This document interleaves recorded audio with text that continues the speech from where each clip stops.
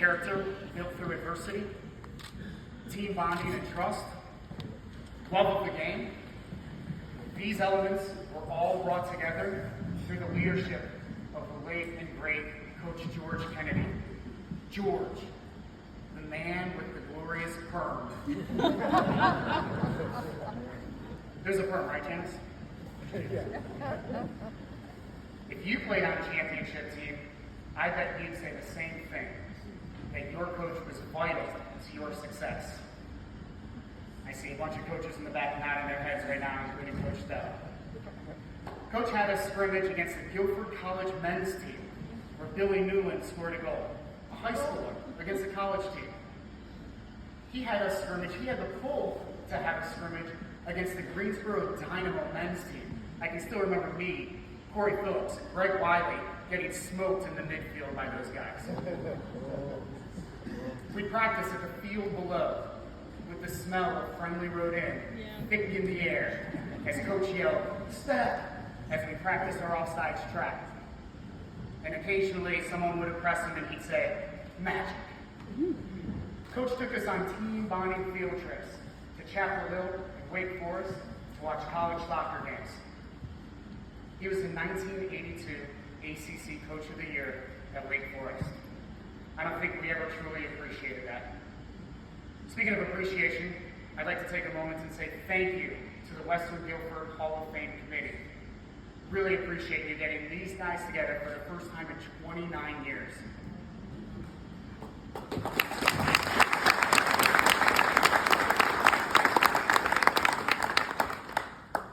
Back to field trips and bonding. I've seen a number of football coaches and football players here this evening. So you may recall a rumor about the football team on a Saturday night going out to Northwest Guilford and burning or branding a decent-sized WG into the center of their field. Well, I'm here to tell you tonight that those rumors are not true. It was an early Sunday morning. It was not the football team, and that WG was massive.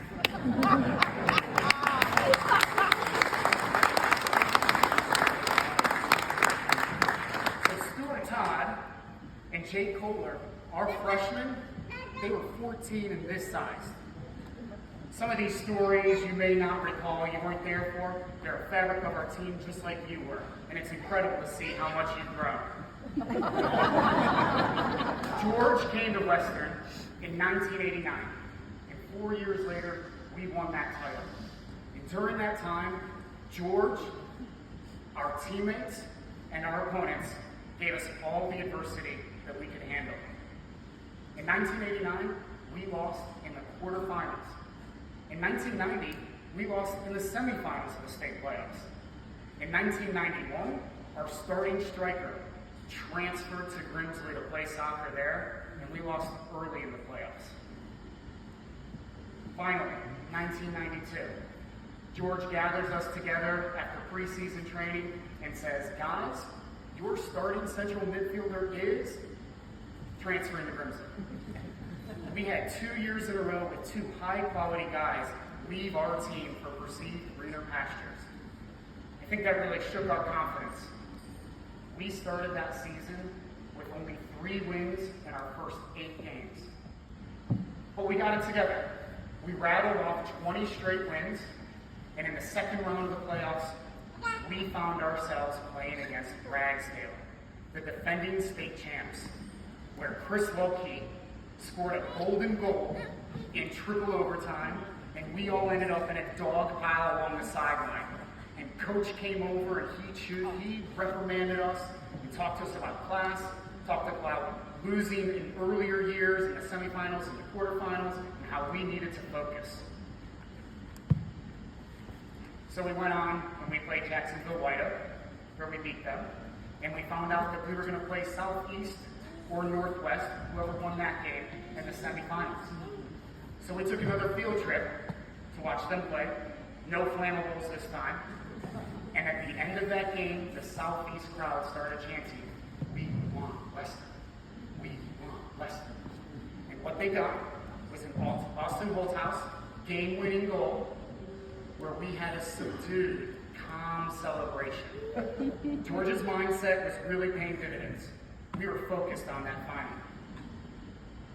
And for that final, it rained all day. The field was a quagmire, just a mess. On the defensive end of the field, I would look across and I could not see the goalkeeper for the opposing team. The fog was that thick. We played TC Lewis, by the way. Losing 1-0 at halftime, George's magic struck in the second half. On a play that we had practiced 1,000 times, a ball was crossed into the box, and Troy Frederickson skied high and hit it in the back of the net. 1-1. Game on. The next 40 minutes were a blur. It was desire, hustle, determination. Our central midfielders, Juan Matarino and Aaron Pendergraft, they were working in front of me. The ball never came on the defensive end of the pitch. And then, in the closing moments, Chris Lupke penetrated the box, was fouled, earning us a penalty kick. And Luke Jamrons, our goal-scoring machine, stepped up to take the shot. Now let me tell you about Luke guys. He scored 46 goals in 28 games that year. Truly remarkable. He even had 16 assists on the year, which is mind-boggling to me because I never remember him passing.